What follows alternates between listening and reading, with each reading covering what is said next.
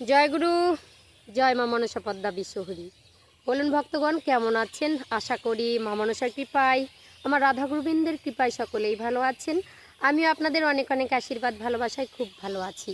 তো আজকে আপনাদের সামনে যে টিপসটি নিয়ে এসেছি, আপনার মানি ব্যাগ আপনার ভাগ্য পাল্টে দিতে পারে। কথাটা শুনলে অবাক লাগলেও কথাটা একদমই ঠিক। আপনি এত রোজগার করছেন, তবুও মাসের শেষে টানাপোড়ান, শূন্য পকেট।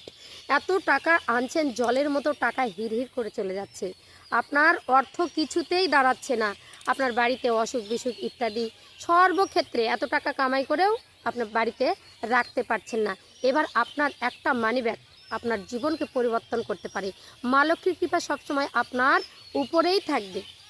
তো আমরা যদি ভাগ্যে যদি কিছু না থাকে, কিছুটা ভাগ্য ছিনিয়ে নিয়ে আসতে হয়, তাই তো। তো এটা কেমন হয়, কেন টাকা পয়সা আর্থিক সংকট আমাদের জীবনে হয়? এটা আমাদের জন্মগত সূত্রে। তো জন্মগত সূত্রে আমাদের যে পুষ্টি বিচার, তার ক্ষেত্রে আমাদের কি দেখা যায় যে গ্রহগত অবস্থান বা বাস্তুদোষ যদি এরকম থাকে, তাহলে কিন্তু আমাদের পয়সা কড়ি থাকে না। নেগেটিভ এনার্জি বাড়িতে থাকলে এগুলো থাকবে না, দাঁড়াবে না। এর অসুখ ওর অসুখ, উন্নতি কিছুই ঘটাতে পারেন না। এত ইনকাম করছেন, খাচ্ছেন দাচ্ছেন, সব ফুরিয়ে যাচ্ছে। একটা শৌখিন যে কিছু একটা নিয়ে আসবেন, পয়সা করি নাই, একটা সন্তানের যে চাহিদা পূরণ করবেন, সেটাও কিন্তু আপনার হয়ে উঠছে না। কেন এটা হয়? এটা গ্রহদোষ বাস্তুদোষের কারণেই হয়। তো কিছুটা ভাগ্য আমাদেরকেও পরিবর্তন করে নিতে হয় নিজেকে। তো যে কোনো শুক্রবারের দিন আপনাকে যে টিপসটা দেব, আপনার পয়সার আর ঘাটতি ঘটবে না। যতটুকু প্রয়োজন আপনার কাছে থাকবে। তো আমরা তো বাবা কোটিপতি হতে চাইলে কোটিপতি হওয়া যায় না। মা লক্ষ্মীর দৃষ্টি যদি আপনার শরীরের মধ্যে পড়ে, একটু হলেও, একটু দৃষ্টিতেও আমরা কিন্তু উন্নতি লাভ করতে পারি। সেটা মায়ের দয়া। তো মাকে আগে সন্তুষ্ট করতে হবে।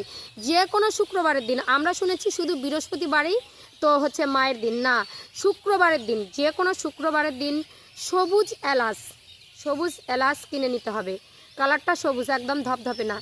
অনেকটা এলাচের মধ্যে সবুজ এলাচও পাওয়া যায়, সেখান থেকে একটা সবুজ এলাচ একদম ফাটাফুটা কিচ্ছু না নিয়ে নেবেন।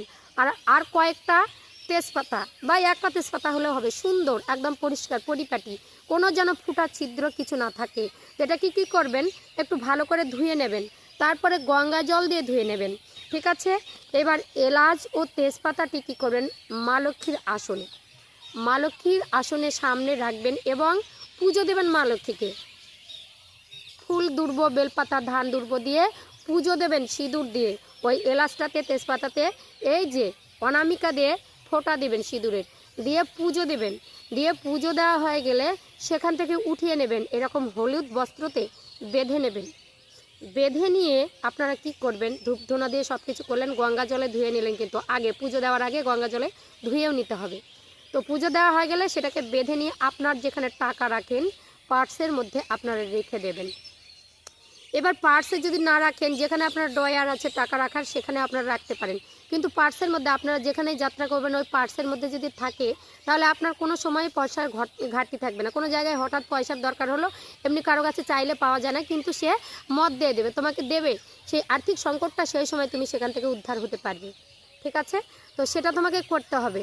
এরকম করলে তারপরে পরের শুক্রবারে পুরনো যে পুটলিটা বাঁধা আছে হলুদ কাপড়ে, সেটা নিয়ে গিয়ে কোনো গোপন বট গাছের নিচে আপনারা রেখে আসবেন, বা কোনো পুরো মন্দিরে বা মা দুর্গার মন্দিরে, অন্নপূর্ণার মন্দিরে রেখে আসবেন। রেখে এসে আবারও নতুন করে একটা এলাচ আর একটা তেজপাতা নিয়ে আবারও জলে ধুয়ে, গঙ্গা জলে ধুয়ে আবারও পুজো দেবেন।